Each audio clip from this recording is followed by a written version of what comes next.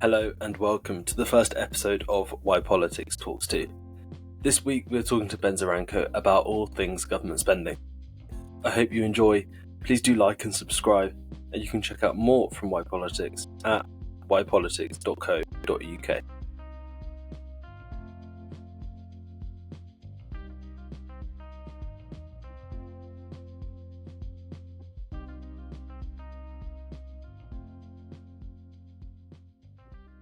Hi Ben, so thank you so much for joining us today. Do you want to start by introducing yourself and we'll go from there? Sure. My name's Ben Zaranko. I'm an economist at the Institute for Fiscal Studies, which is a think tank based in London. Cool. Right, so I'd like to start quite big picture and get some context for kind of this conversation, where we are kind of. So what's the kind of current state of the economy, would you say, here in the UK, and kind of with that, where the government finances kind of fit in with that? So the UK economy has had a difficult period. If you go back over the past 15, 20 years, we've been hit by multiple supposedly once-in-a-generation shocks. So you had the massive financial crisis in the late 2000s. You then had the shock of Brexit and what that meant for our trading relationships. You had the pandemic. You then had the energy crisis, if you want to call it that, in 2022. And then now we're going to be dealing with the fallout from the Trump tariff shock. And the point about once-in-a-generation shocks is they're not supposed to come along every 5 years, but they keep doing so. And the UK economy has suffered, and we've not grown anywhere near as quickly as you might have expected it to. Wages haven't grown anywhere by near as much. Productivity hasn't grown as much as we would have hoped.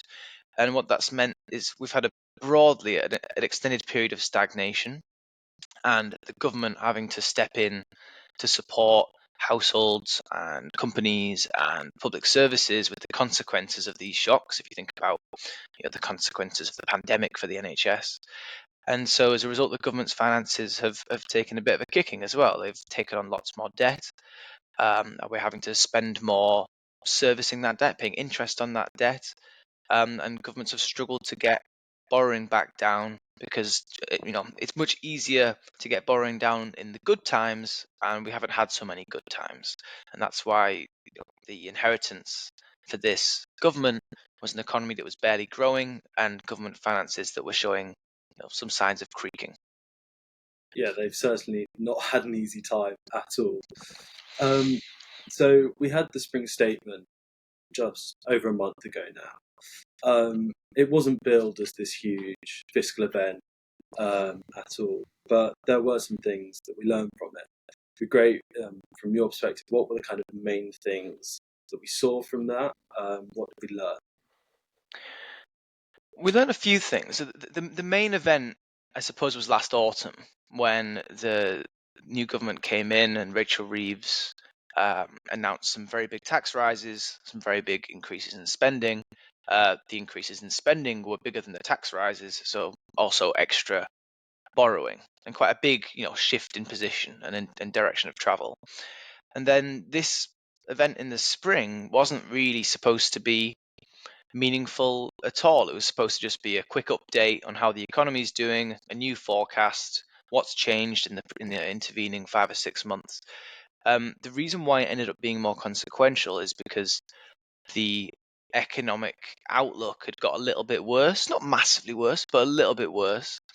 And because this government has set itself some very clear numerical targets for debt and for borrowing, which are called the fiscal rules, they're self-imposed targets for where they want debt and borrowing to be. Because of that slight deterioration in the outlook, Rachel Reeves was on track to miss those rules one of the rules by a small amount, and so she announced some extra spending cuts and played around with some of the plans a little bit in order to get back on the right side of the line. So from slightly in the red going to be slightly in the black. So we learned that she places a lot of weight on meeting the letter of those rules, even if that means making spending cuts to things like disability benefits were in the firing line in the spring. And we also learned that this government was willing to cut aid spending in order to spend more on defence. That had been previously announced, but the details of that were spelled out. That's a big deal. The UK has spent decades reducing its defence budget in order to spend on other things, as the world we thought was more peaceful, safer, we could afford to spend less on defence. That now looks like it's gone into reverse, and this government is committed to increasing defence spending, first by a little bit and potentially by quite a lot. That's a big change. But all in all, it wasn't a huge event, the spring statement. It was a fairly low-key affair, just not quite as low-key as it was supposed to be. Yeah, perfect. And so you've mentioned there the fiscal rules. That it's a term that gets thrown around loads and loads and loads. Yeah. It'd be great if we kind of, what are the fiscal rules? Why do they matter? And because they do seem to be constraining a lot of what the government can do. Yeah, it's a really important part of the debate, but I agree it's something that, to those who aren't buried in this stuff, it can sometimes feel a bit confusing. Basically, fiscal rules they're in place in all sorts of countries across the world. Most developed countries have some form of rules. They vary from place to place. They're basically self-imposed limits on how much borrowing or how the government's willing to do, how much debt it's willing to take on. Sometimes it can be a limit on how much spending you can do and things like that. But it's a way of the government trying to set itself rules that it promises to stay within in order to signal to the people who lend the government money that it has a serious and a credible plan for managing the public finances responsibly. Now, they serve other purposes as well, but the main one is for the government. It's a way of saying to those externally who it needs to convince that it is a serious, credible actor. And in doing so, it can make it a little bit, maybe your borrowing's a little bit cheaper because everyone's not so worried about you defaulting and not paying it back. Now, in the UK, they've existed since about 1997, so they haven't existed the whole time. They're a relatively recent invention. They take the form, the government has two main rules. One of them says we're going to borrow only for investment spending. So we won't borrow to pay for benefits or pensions or for costs of running public services. We'll only borrow for investing in things that will have long-term benefits. So you think there's probably a better case for borrowing because the people who are paying back the borrowing will also stand to benefit from the extra roads and bridges and schools that you've built. So that's one of them. The second one is saying that government debt should be falling as a share of the economy in 3 years' time. So the debt should be on a downwards path. The broad idea there is you should aim to reduce debt in the normal times, in the good times, so that when bad times come along, you've got the space to take on more debt and do whatever rescue operation the economy needs. So we can talk about the precise details, but that's the gist of what the government's trying to do. I think it's worth saying that even if we didn't have fiscal rules, even if the government got rid of them entirely, the government would still be constrained in what it can do because it's ultimately constrained by the need to borrow lots of money from financial markets and how expensive that borrowing is going to be. You need people willing to lend you money, and it helps if they're willing to lend you money at a reasonable price. And if the government just started borrowing huge sums in order to do lots of lovely spending programs, but without really a plan for how to make this sustainable, you'd expect government borrowing to get lots more expensive. You'd expect people to perhaps be less willing to lend to the government. And so even without fiscal rules, there would still be limits on what the government can do.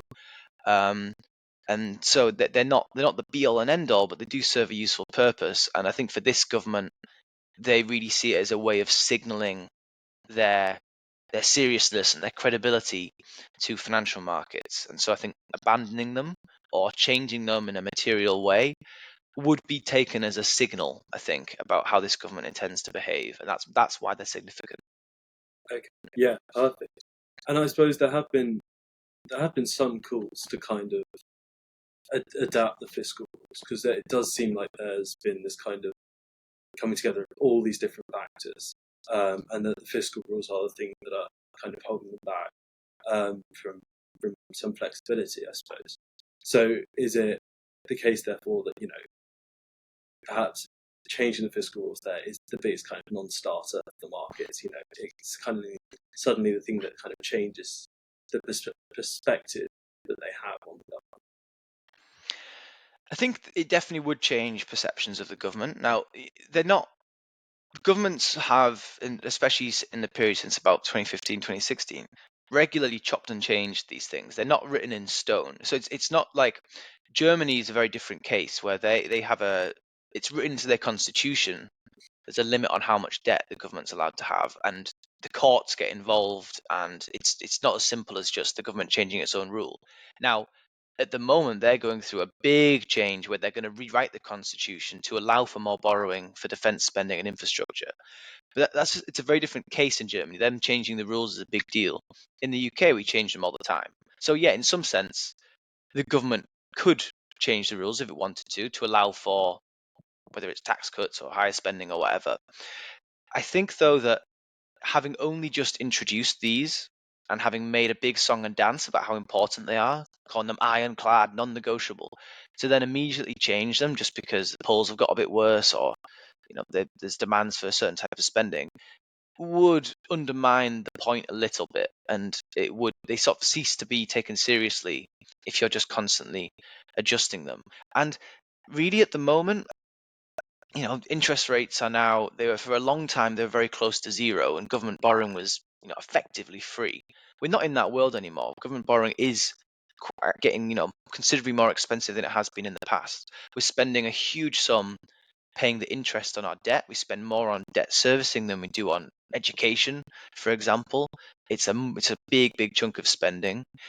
Government debt is now, it was about 40% of GDP in 2007. It's now more like 100% of GDP. Now, that's not as high as some other countries, but it's very high by recent UK standards. And we're already running quite loose policy. We're already planning to borrow really quite a lot over the next few years. The idea that we could just borrow lots more and without there being any adverse consequences, I think is misguided. Maybe there is a case for relaxing them a bit. You could make a principled case for that, but I just think it's, for a lot of people, they're still living as though it's the 2010s and borrowing is free, and that's just not the world that we're in anymore. The world has changed. The economic constraints and context has changed, and I think that people need to really get their heads around that, I think, before advocating for another big borrowing splurge. Yeah, and so it'd be great if we move on to kind of the fiscal headroom. I suppose that's something also that we've seen in the past few years is been quite different to previous years. Last couple of years, it's been much lower. So first of all, like how do we get to the number of the fiscal headroom? But also, like, what are the benefits to having it, say, higher as we have had historically, maybe, or lower as we see at the moment? Yeah, this has become a really prominent feature of the UK's debate in the run up to budgets and so on. That I'm not sure it's entirely helpful. So what people mean when they talk about fiscal headroom is basically the government's got this target to borrow only for investment, right? And there's an independent body called the Office of Budget Responsibility who produce the forecasts, independent from the Treasury, and then they assess whether the government's meeting its own rules or not. And if it's meeting it with 10 billion to spare, people say, oh, the government's got 10 billion of fiscal headroom. If it's meeting it with 30 billion to spare, say, oh, they've got 30 billion of headroom. And so it's like the margin by which the government's meeting its rules. Now, these forecasts are uncertain. The world changes a lot. Even just in normal times, interest rates move around, inflation moves around. You might think that some news comes in about the economy that means you think wages are growing faster than you previously thought. There's things change all the time. But at the moment, with it's hard to know what the US government's tariff policy is going to be next week, never mind, next year. It's just very uncertain. And the problem with leaving yourself some very small amount of fiscal headroom is that if the forecast moves just a little bit, you are then going to be on track to miss your rules, and you have to then announce policy changes in response, and you end up changing policy probably too often. Policy sort of bouncing around in quite a volatile way. It makes it harder for households and firms to plan ahead if they don't know what if they're expecting. Maybe the government's going to have to do more tax rises. So you end up taking forecast volatility and turning it into policy volatility, and I think that has some unhelpful consequences. The argument for having more is just that if you had, say, so the current government's got 10 billion of headroom against its main target. If that was instead 40 billion, you could, that would be a big enough buffer to sort of handle more shocks. If something happened that wiped out 20 billion, you'd still be okay. You'd still have 20 billion left. Whereas if you'd left yourself only 10 billion, that 20 billion move would shift you onto the wrong side of the line. So it's about sort of making your policy more robust to changing circumstances. There's two big downsides, I think. One is you would have to, that means doing more tax rises or more spending cuts. You can't just magic 30 billion out of somewhere. It comes from spending less or taxing more. That has consequences. Rachel Reeves has upset lots of people by raising taxes already. If she announced another 30 billion of taxes, which would be, a couple of pennies on income tax, I think she'd have even more angry people writing her letters. And the second thing is, the Treasury finds that if they leave themselves 40 billion of space, you have, I don't know, the NHS going, well, why don't you give us a bit more money? We know you can afford it because you've got 40 billion of space. Or the Ministry of Defence saying, oh, come on, we need an extra 10 billion so we can buy that aircraft carrier. And we know you can afford it because you've got 40 billion of headroom. And so if you have a bigger margin, there's a tendency for it to end up getting spent. So that's one reason why they might leave a smaller degree than they otherwise would. But in general, I think the debate focuses and obsesses too much about the precise numbers. These things are all uncertain. They're all liable to move. They're all very sensitive to assumptions you put in and what you think is going to happen to inflation or taxes or whatever in 3 or 4 years' time. We shouldn't get too hung up on the precise number. I think that was one unfortunate feature of the spring statement, was the government getting very obsessed about the precise numbers. And we should be more willing to sort of take a broader view without obsessing about whether it's 8.5 billion or 8.3 billion or 9.1 billion. It doesn't really matter in the grand scheme of things. Yeah, and I suppose kind of following on from that, kind of getting obsessed with like the specific numbers. I mean, Rachel Reeves in charge of billions and billions, thousands of billions of pounds here. When you're dealing with kind of so much money, I suppose there is that tendency to try and fudge the numbers. Is there any is that really just commonplace? You expect like some really creative accountancy, or is that just something that we see more often now than we have in the past?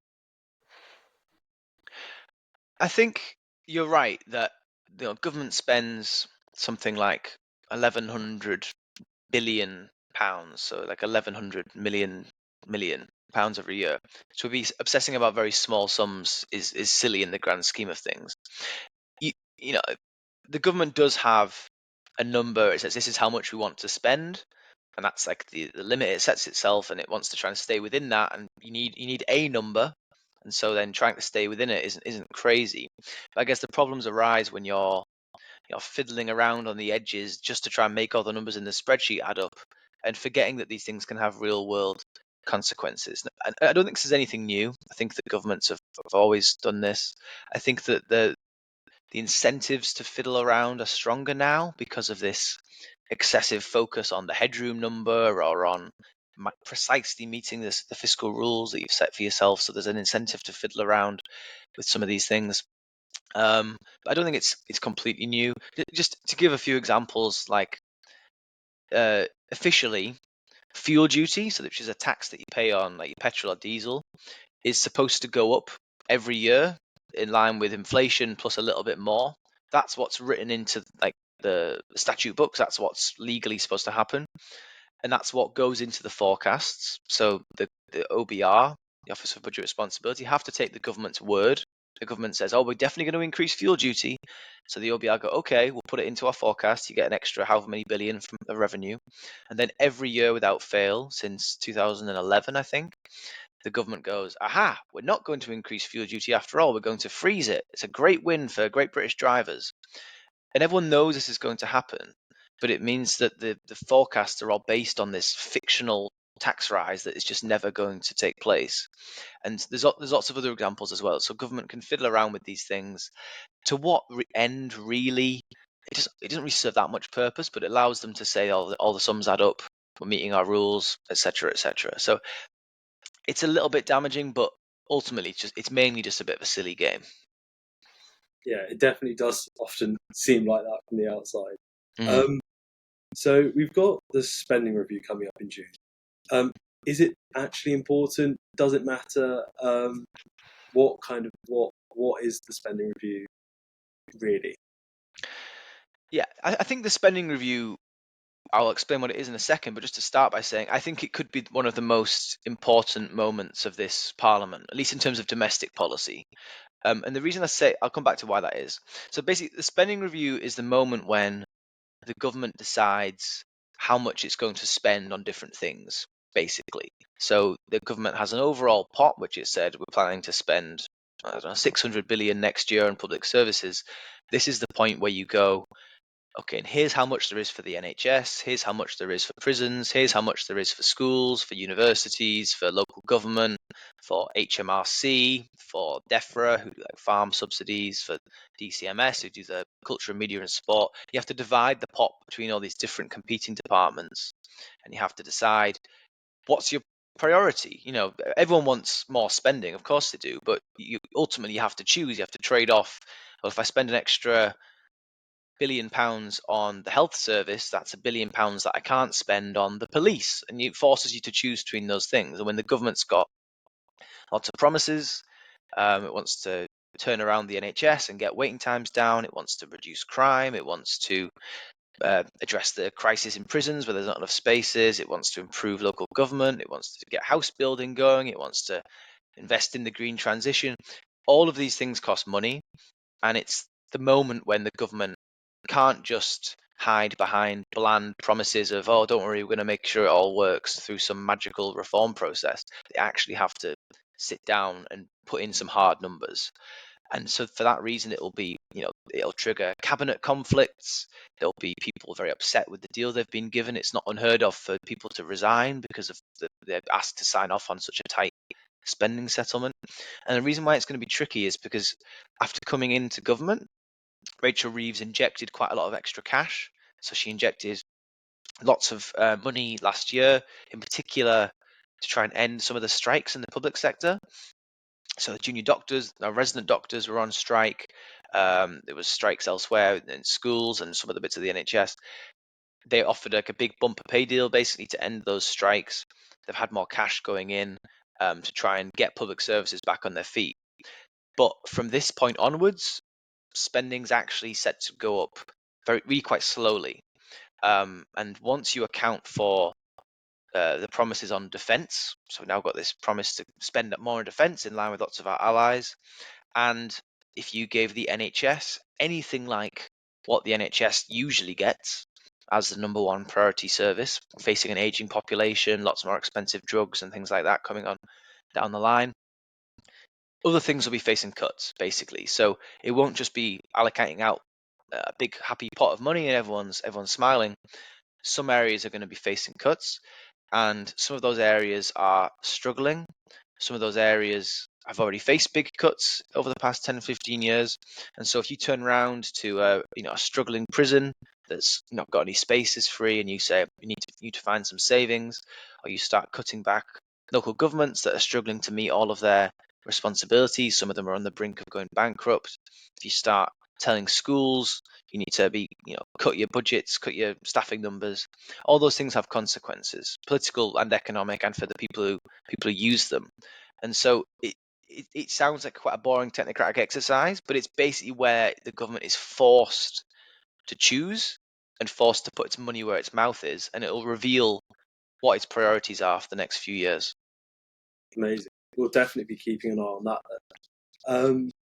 Right, let's try and look a bit more long term.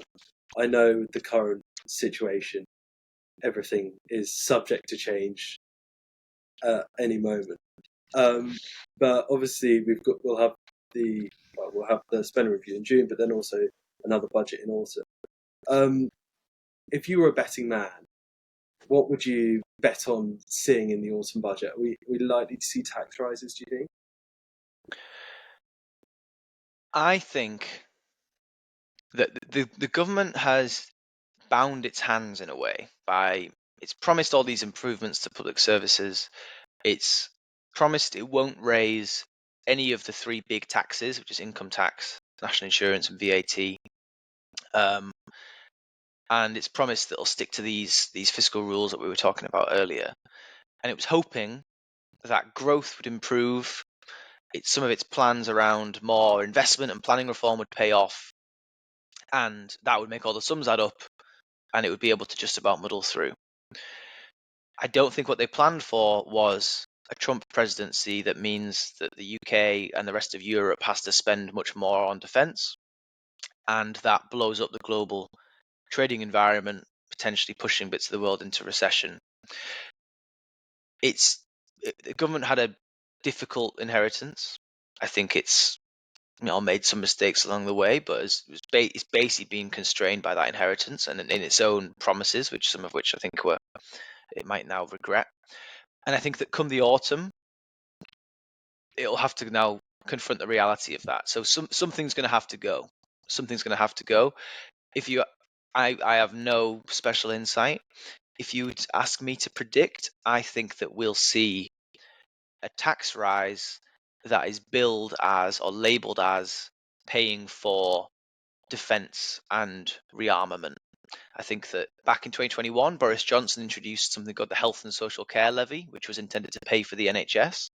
Now, Liz Truss scrapped it in her short-lived period as Prime Minister, but I could imagine something like a defense and security levy that would look a lot like income tax, but would pay for notionally more spending on defense and maybe something else that's security related, like an industrial strategy or energy or something.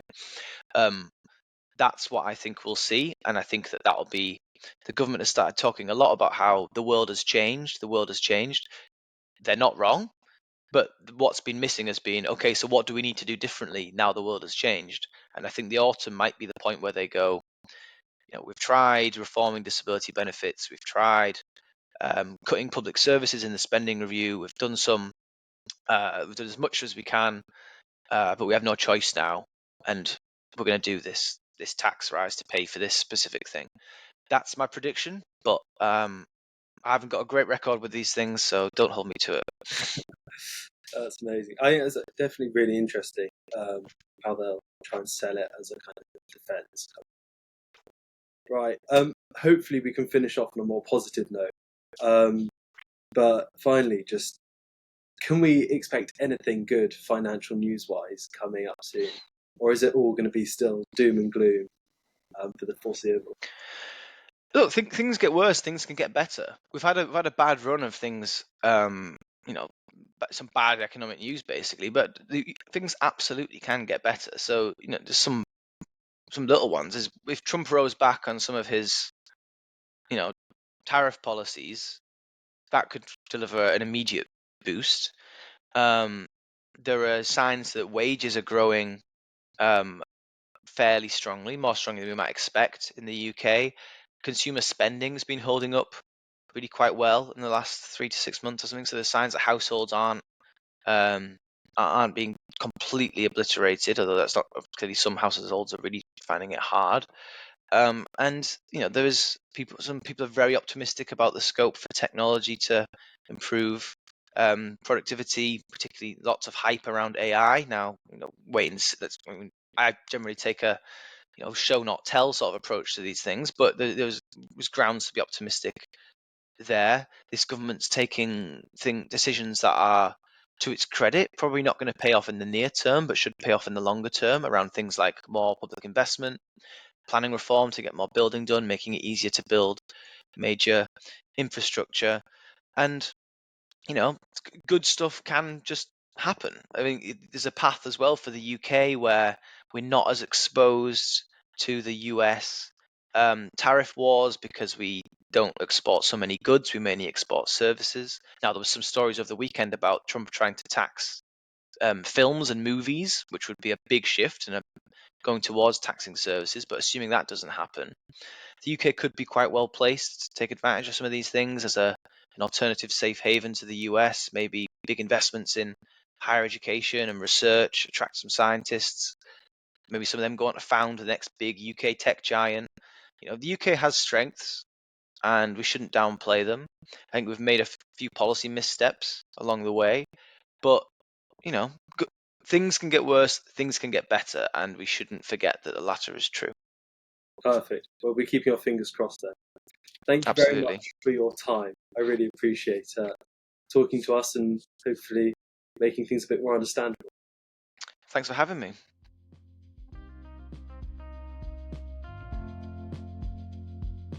Thank you so much for listening. I hope you enjoyed the first episode in this new series. Don't forget to check out more from yPolitics at ypolitics.co.uk and check out our social media pages. We are at yPolitics_ on Instagram and at yPolitics on LinkedIn. See you next time.